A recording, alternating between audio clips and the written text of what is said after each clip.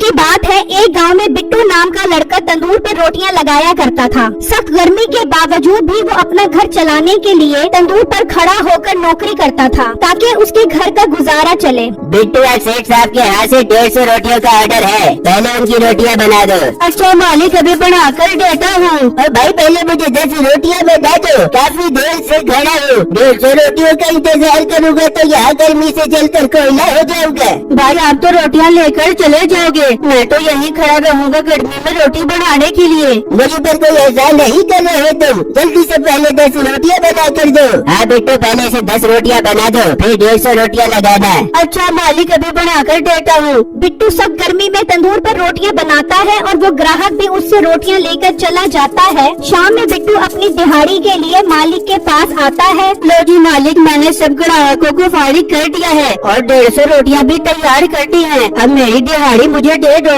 हाँ बिट्टू, ये लो तुम्हारे 500 रूपए। पर मालिक, मेरी तो आपसे 1000 रुपए की बात हुई थी, आप मुझे 500 रुपए क्यों दे रहे हो? देखो बिट्टू, मेरे बच्चे गर्मी बर्दाश्त नहीं कर सकते, इसीलिए मैंने उनके लिए घर में एसी चलाना होता है। अब बिजली के बिल इतने आ रहे हैं, अपना घर देखो या तुम्हें देखो, मुझे 500 रुपए से ऊपर तुम बारे में नहीं आते। पर मालिक, मुझे भी तो देखो, मैं इतनी गर्मी में तंदूर पर खड़ा होकर रोटियां बनाता हूँ। आप मेरा कुछ ख्याल करो, मुझे मेरी मेहनत के 1000 रुपए दे दो। बिट्टू, मुझे 500 रुपए से ऊपर तुम बिल्कुल समझ नहीं आ रहे। अगर काम करना है तो करो, वरना मैं किसी और को रख लूंगा। ये पकड़ो अपने 500 रुपए। नहीं मालिक, आप ये 500 रुपए भी अपने पास रखो, मेरा अल्लाह मालिक है। बिट्टू ये सुनकर उदास होकर वहाँ से चला जाता है और अपने घर आ जाता है। बिट्टू खाली हाथ क्यों आ गए? आप रोटियां क्यों नहीं लेकर आए? आज मैंने मूली शलजम की भुजिया बनाई है। बस बेगम, मैं तुम्हें क्या बताऊं? बिट्टू अपनी बीवी को सारी बात बताता है तो उसे भी सुनकर बहुत दुख होता है। बिट्टू आप ये काम छोड़ क्यों नहीं देते?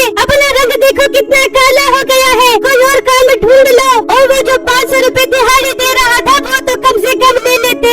हाँ बेगम, गलती हो गई, बस गुस्सा ही मुझे बहुत आ रहा था, इसलिए मैंने पैसे छोड़ दिए। मैं कल काम पर जाऊंगा तो उससे 500 रुपए भी ले लूंगा। इतनी देर में रात हो जाती है और बिट्टू और उसकी बीवी आज भी भूखे खाली पेट ही सो जाते हैं। और जब सुबह होती है तो बिट्टू काम के लिए अपने घर से निकलता है और तंदूर पर पहुंच जाता है। आ गए हो बिट्टू तुम? मैं तो समझ रहा था तुम आज काम पर ही नहीं आओगे, जिस तरह कल तुम नखरे दिखा कर गए थे। मालिक, काम नहीं करूंगा तो घर का गुजारा कैसे चलेगा? मजबूरी है मेरी। ठीक है, अब ज्यादा बातें मत करो। 200 रोटियों का ऑर्डर है, आज वो फटाफट तैयार करो। बिट्टू तंदूर पर खड़ा हो जाता है और रोटियां तैयार करने लग जाता है। तभी एक ग्राहक आ जाता है। भाई जरा जल्दी से मस्त गर्मा गर्म रोटियां लगा दो। ठीक है भाई, आप काउंटर पर पैसे जमा करवा दो, मैं रोटियां तैयार करता हूँ। मीठा काउंटर पर पैसे जमा करवाने जाता है और बिट्टू रोटियां तैयार करने लग जाता है। बिट्टू बहुत खूबसूरत और नरम और मुलायम रोटियां तैयार करके देता है और वो रोटियां लेकर चला जाता है।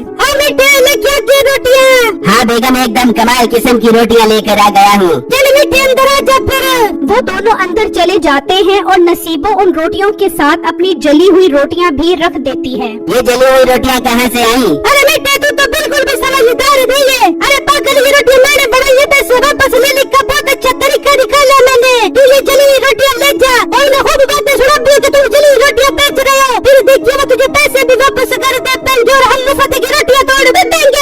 अरे नसीबो, मेरी ग्लूकोज की बोतल। जवाब नहीं तेरा, मैं भी जाता हूँ और पैसे वापस लेकर आता हूँ। मीठा जली हुई रोटियां लेकर घर से निकलता है और उसके तंदूर पर पहुंच जाता है। ओ मोटी गाय, तुझे अकल है कि नहीं? इस तरह की जली हुई रोटियां बनाते हैं, सारा बना बनाया मूड खराब कर दिया मेरा। पर भाई, मैंने तो आपको बहुत खूबसूरत और गोल में टोल रोटियां बनाकर दी थी, जली हुई रोटियां नहीं बनाकर दी थी। नहीं तो ये क्या मैंने जलाई है? तू मेरे सामने जबान चलाता है। ओ मालिक, कोई ढंग का लड़का रखो अपनी दुकान पर। एक तो गरीब है और शक्ल से इंतहाई बदतमीज है। बिट्टू, तेरा ध्यान नहीं है आजकल काम पर, बस तुझे दिहाड़ी चाहिए। भाई तुम ये रोटियां इधर रख दो और मुझसे पैसे ले लो, मैं पैसे इसकी दिहाड़ी से काट लूंगा। मीठा वो रोटियां वहाँ रखकर उससे पैसे लेकर वहाँ से चला जाता है और अपने घर पहुँच जाता है। और वो दोनों मियाँ बीवी बहुत हंसते हैं। शाम में बिट्टू अपने पैसों के लिए मालिक के पास आता है। मालिक, मेरी आज की और कल वाली दिहाड़ी दे दो। कौन सी कल वाली दिहाड़ी? कल वाली दिहाड़ी तुमने ली ही नहीं तो वो कल ही जिंदगी खत्म हो गई। आज तुमने 200 रुपए का नुकसान किया है, अब तुम्हारे 300 रुपए रह गए हैं, ये पकड़ो।